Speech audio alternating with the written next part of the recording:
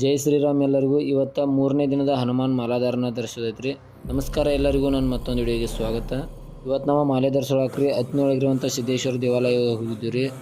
ನೂರಾರು ಜನ ಮಾಲೆಯನ್ನು ಧರಿಸೋಳಕ್ರಿ ನಮ್ಮ ಅತ್ನಿ ಸಿದ್ದೇಶ್ವರ ದೇವಾಲಯಕ್ಕೆ ಬಂದಿರ್ರಿ.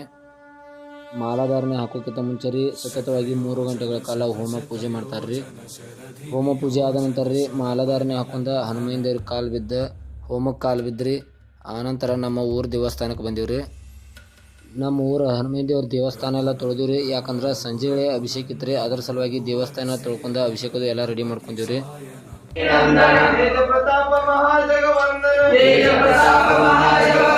ವಿದ್ಯಾವಾನ್ ಗುಣಿ ಅತಿ ಚಾತುರ